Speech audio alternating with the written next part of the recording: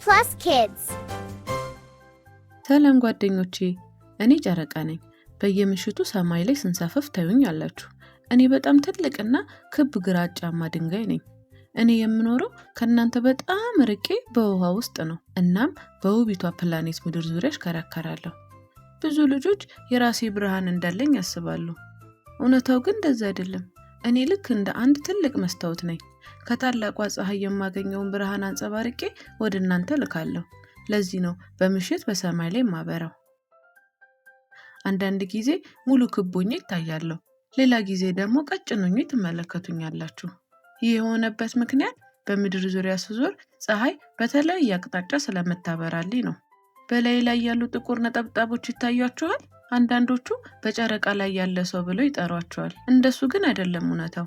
እሳተ ገሞራ በላይ ላይ በወደቁ ድንጋዮች የተሰሩ ትልልቅ ጉድጓዶች ናቸው። አንድ ቀን ጠፈርተኞች ወደ እኔ መጥተው በላይ ላይ ተረማመዱ። በጣም አስደሳች ነበረ።